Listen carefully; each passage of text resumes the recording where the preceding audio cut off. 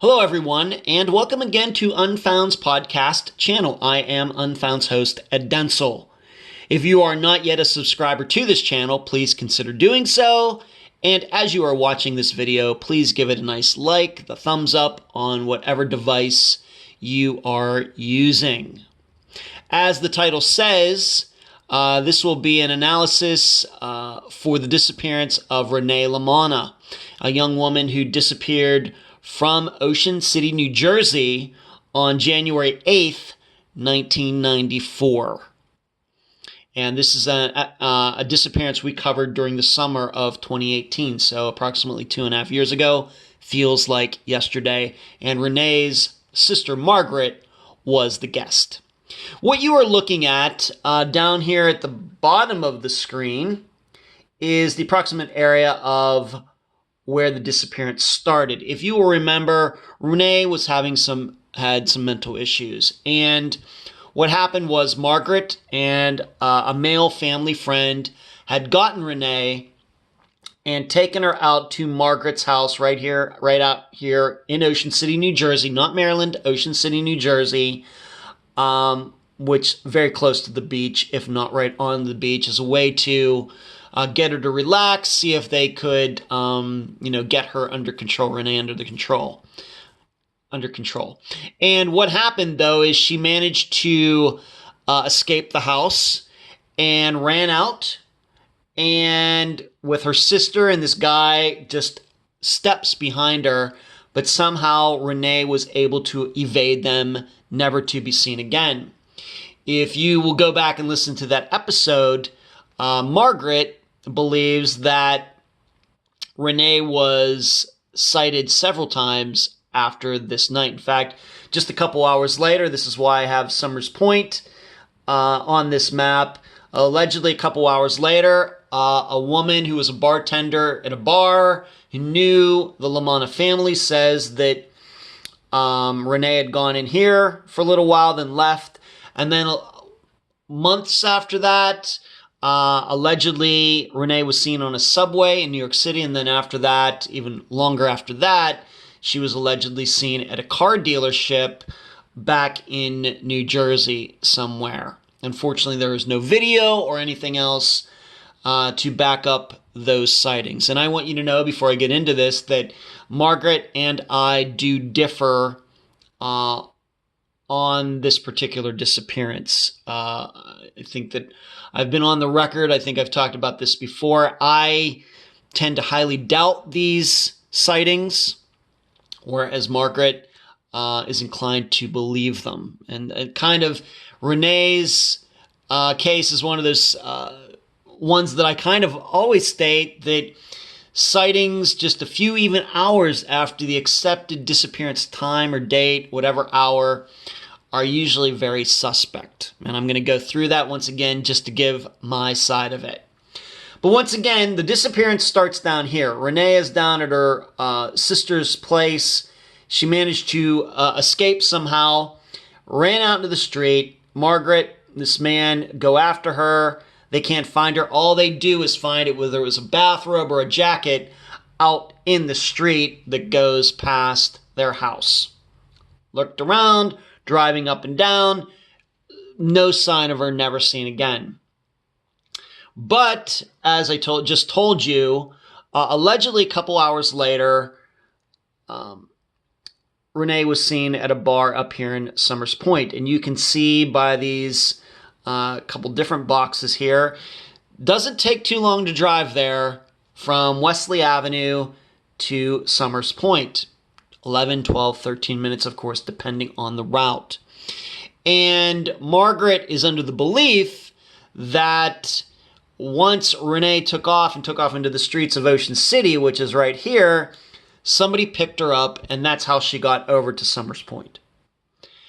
Now, of course, my issue with that is that, well, if somebody picked her up, why is it that in the reports of her case, she wasn't seen out here at this bar until 2 hours later? If somebody picked her up, where was she for the other hour and 45 minutes?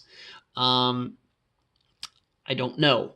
Now, you could say that maybe she didn't get picked up, maybe she walked. Because if I were to turn, this is right in car mode, if I were to turn this to walking mode, then guess what? If she did walk to it, it kind of makes more sense. Hour and 38 minutes, just a little shorter than 2 hours. Maybe she walked over to there. At least when you consider the timeline of the disappearance, if she ran off as what it says at 7 o'clock p.m. and was seen approximately at this bar in Somers Point at 9, maybe she walked it. Well, then the next question is, why didn't anybody see her? Moreover, why didn't her sister and this other guy driving around trying to find her see her? Was she hiding? If she saw headlights coming toward her down the street, was she, hiding herself on a porch or something like that? I guess it's very possible. And in her mental state, that might even make sense. I think that makes more sense than believing that some random stranger just happened to come by on one of these streets and picked her up and just dropped her off near this bar.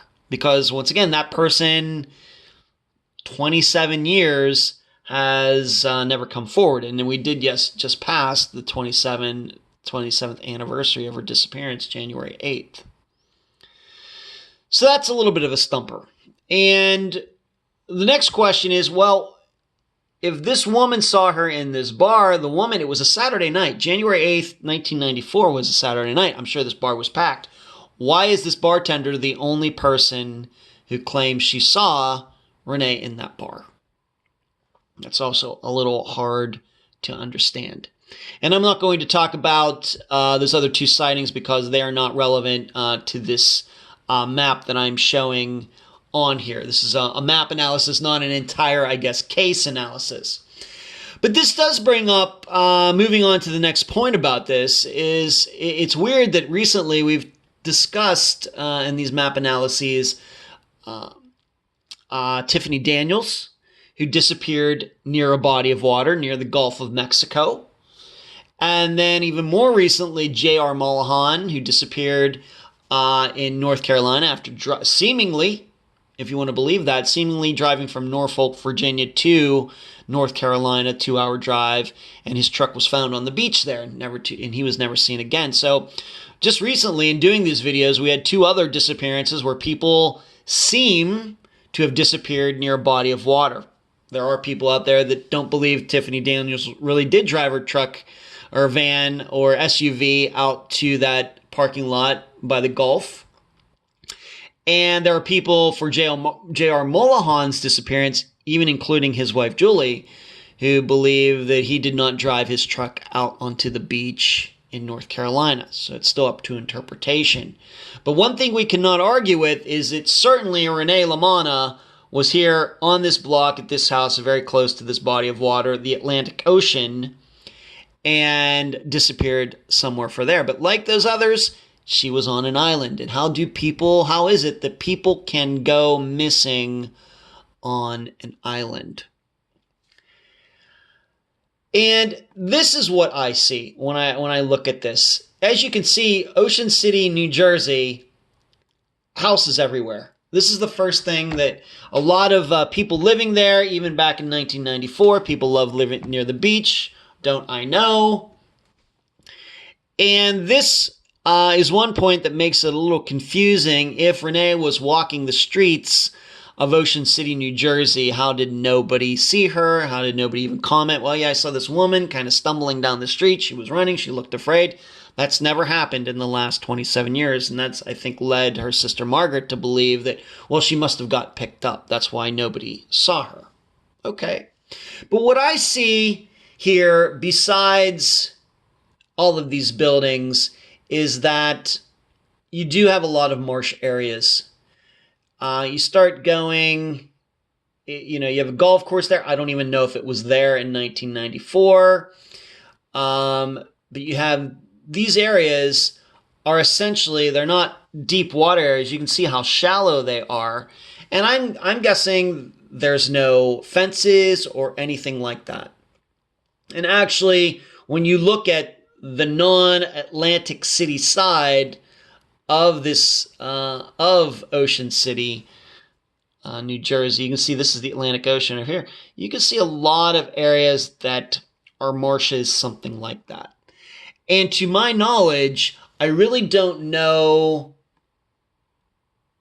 if any good searches were done of those areas. I don't think any were done of these areas. Why? It's very difficult.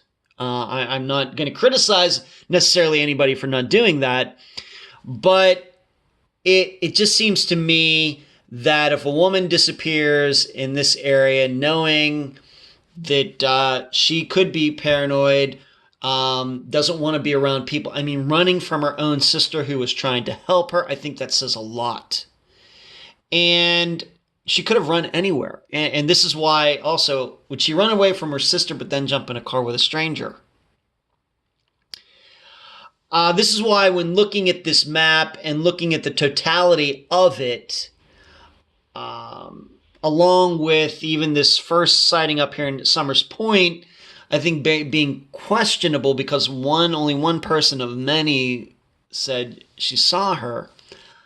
I continue to believe that looking at this area, especially once again this northwest side of Ocean City, I continue to believe that she is somewhere in that area. And she ran off, fearing for her life, of course, irrationally, and just ran to a place where she thought she could hide.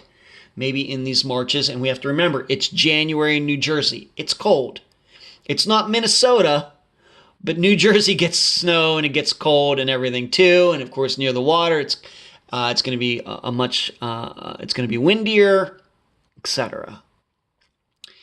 And this is what I continue to believe, just looking at the facts that we know and looking at the area and just believing that Renee, when she took off that house, she was at full sprint.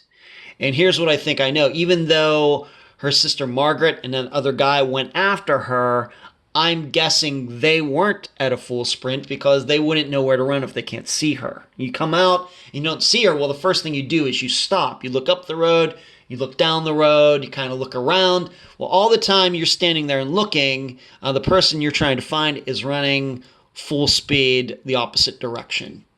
And the distance would have increased very quickly there. And this is why I'm also inclined to believe, being that Renee was not seen once they started driving around looking for her, I'm inclined to believe that Renee and her remains are still very close to this area. Can't say where, but see, even looking right here, this is some sort of nature preserve or something like that did exist back in 1994. I would say that would be a great place to start, being that it is so close to the area where Renee went missing, and given that everywhere else is populated, all these houses and condos, etc.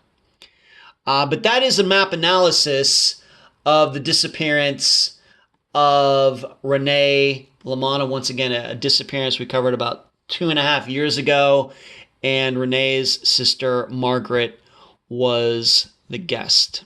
So I hope you found this video informative, and I thank you for watching.